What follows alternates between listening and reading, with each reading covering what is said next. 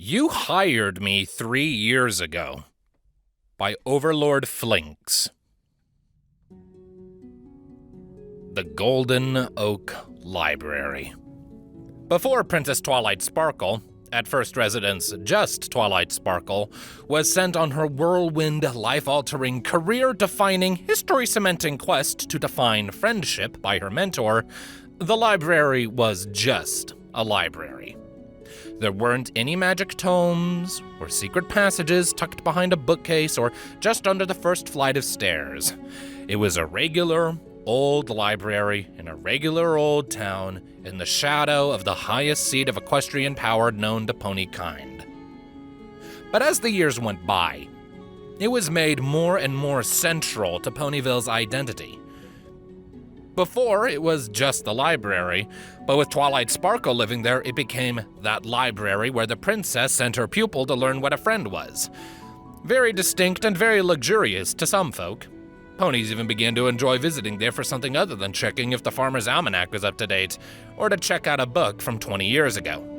Primarily because Twilight actually took the time to keep the stacks up to date with something other than tired old pages. Then it blew up. Then a giant crystal palace sprung up from its charred corpse and completely destroyed property values. But the turbulent world of real estate aside, the library rose from the ashes and became a wing of Princess Twilight Sparkle's impressive abode, kept open to the public as well. The history of the Golden Oak Library is a remarkable one. From dust to life to ash to rebirth. From no visits to scarce cases to a lively get-together to a funeral pyre and back to a place of intellectual discussion. Twilight couldn't have been happier with its rich history and how she had contributed to it. Not alone, of course. Her dear assistant Spike was there every step of the way. And in time, Starlight Glimmer had joined the fold and tending to the keys and watching the annals. There were no two she could trust more with the all-important task of taking care of the library her mentor entrusted her with. Even if she did let it explode that one time, but nobody is really taking the time to remember that one. And while Twilight adored sharing in her wealth of knowledge for all to enjoy, the library was part of her home, and at some point, her home did need to turn in for the day. And today was no exception. Twilight ushered out the few remaining lingerers to the exit so Starlight could punch their cards and mark whatever books they would be withdrawing for the evening, as was the usual rounds on a busy day. There just aren't enough hours in the day. Twilight softly sighed to herself, a wistful glint in her eyes as she dreamed of a world where you could just spend an endless amount of time rummaging through books. Now, granted, she was a princess and didn't have anyone to really answer to, so she could manage that, if not for all the other mounting duties she seemed to always have thrust upon her. Off in the distance, Starlight chatted to the last few stragglers as she clocked over their books. It was all murmuring to Twilight so far away, but they all seemed to be enjoying the last moments of the shift. Twilight, for her own part, scanned the back few areas of the library in the meantime. Not so much to find anyone hiding out or anything like that, but because sometimes fillies and colts liked to open a few books and just leave them out when they left. Savagery, really. But what could you do but clean up after them? Small price to pay for sharing the joys of reading. When she rounded the last corner where she would always find a few tossed books by some careless pony, Twilight nearly jumped out of her skin when she was greeted by a ghost. Wait, no, not a ghost. Twilight reevaluated the situation and quickly fixed her terrified posturing before the ghost saw and was offended. No, what Twilight came to find all the way in the back of her library was a pale green and coat mare doing exactly what Twilight was coming to do herself, picking up books and lining them back up on the shelf. Excuse me? Twilight managed to pipe up. The mare calmly finished slipping the last book into its proper place before turning to meet the Princess of Friendship. For a moment, Twilight was struck when she met the gray auburn of the other mare's very tired eyes. Something about her. Was she a regular at the library? There were so many regulars, it was impossible to really tell. Maybe she was from Canterlot, a former student from her academy days? No, she didn't have a horn. Were all the students unicorns, on second thought? Ma'am? For a second time, Twilight nearly jumped from her skin when the ghost spoke. Right! She remembered. I was the one who called out to her. Twilight cleared her throat to push away the dead air and tried to distract from her previous squeak of surprise. Right, sorry about that. Yes, the library is about to close for the day. Twilight led the sentiment to hang, expecting the lady to pick up what she meant. Yeah, I'm aware. The mare gestured to a clock hanging in the corner of the alcove. 7:49. That's about the usual time. Oh, yeah. Right. Since when did she keep a clock back here? Maybe Spike put it in? It was a random spot for one, though. So? The mayor quirked a brow that both spoke confusion and maybe just a little bit of feeling inconvenience. So, I guess it's time to pack up? Twilight gestured towards the exit. For a moment, with the Princess of Friendship holding one of her hooves up and towards the exit with a nervous smile, the two simply stood there in a creeping silence. From the corner of her eye, Twilight could see Starlight finishing up with her last checkout some far distance away. Maybe when she finished, she'd be able to come over here and help escort this mare out. If anyone knew how to be firm with someone not taking a hint, it was Starlight. You don't know who I am, do you? The mare sighed as if this was something she was familiar with. Twilight knew many of her subjects, and just general creatures all across Equestria by name, from the obscure to the substantial. So it came as a bit of a sheepish embarrassment when she evidently could not pull this girl's name up in her head. Sorry. I'm sure you're great, Wallflower Blush. Wallflower Blush! But I guess I've just been meeting so many ponies lately that I work here. What? Twilight nearly spat as she was verbally screeched to a halt. She worked here? That's impossible. Only she, Starlight, and Spike tended to the library as staff. She even made them all cute little badges and lanyards to wear while they were on the job. Like the one hanging from the mare's neck. Huh.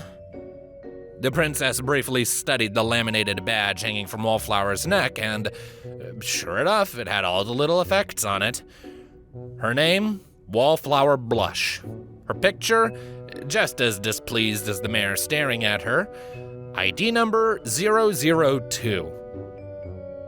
Aha! Twilight snapped to attention and pushed an accusatory hoof in the mare's direction, though Wallflower didn't budge or shift her tired expression. Your ID number is 002? Impossible. That is Spike's number. He was my first employee, so yours must be... You hired me 3 years ago. Twilight paused. When you first moved to Ponyville. The princess blinked. You gave Spike a badge after me. Her muzzle pursed. Oh.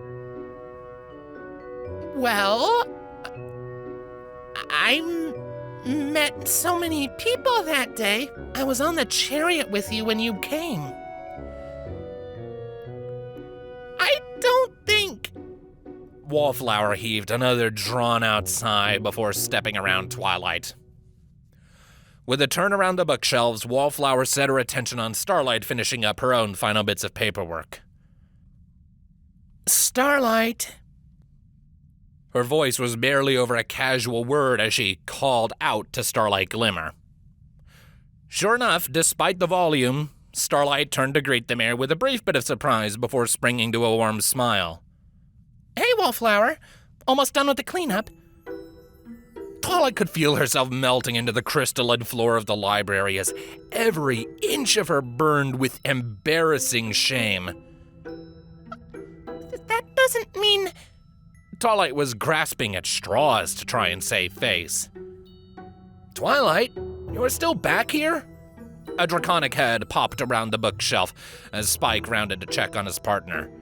If you're gonna sneak a book, at least wait until we close up for the night, all right? He snapped a lighthearted joke before settling his eyes on the mayor just behind him. Oh, hey, Wallflower. As the little draconic assistant slipped away to join Starlight Glimmer at the front door, Twilight remained both agape and gradually turning from purple to red all over. It had been so long since she was this utterly mortified. However, Wallflower was the one this time to break the awkward silence between them with a feigned cough. We should both be going before they decide to lock us in overnight. An offer of levity! Twilight took it as quickly as she could with a hearty, if forced, laugh, stepping in time to get beside Wallflower as she began to head off toward the exit. Oh, right, yes. I wouldn't want that. Nope, but I'm sure that's never happened before. I'm always very particular about you locked me in last week. And with that, the Princess of Friendship was just never going to talk again for the rest of the night.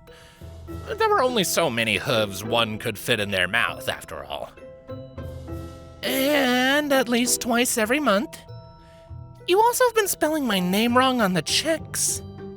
Every step they made towards the exit was another foot into the grave for Twilight. Oh, I'm just kidding.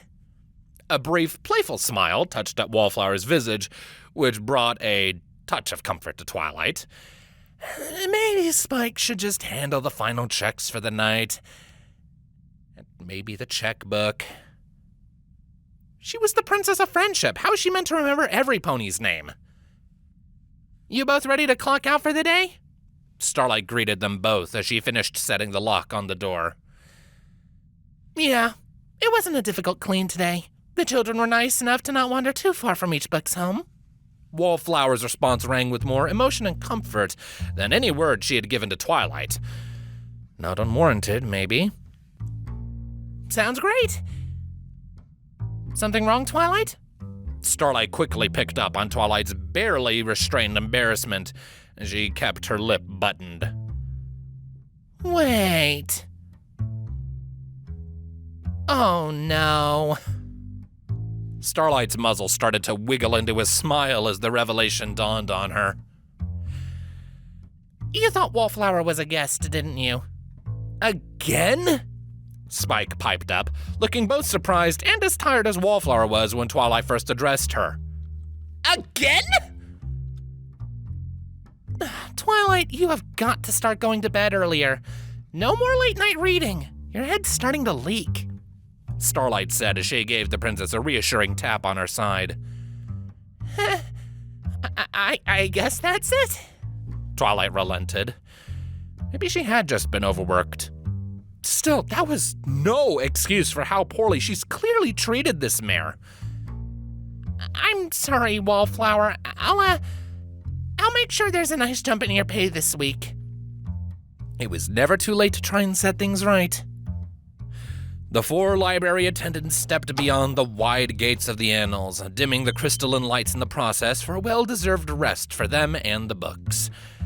Tomorrow would be a brighter day for making memories and paying attention to the world at large, at least after a good rest.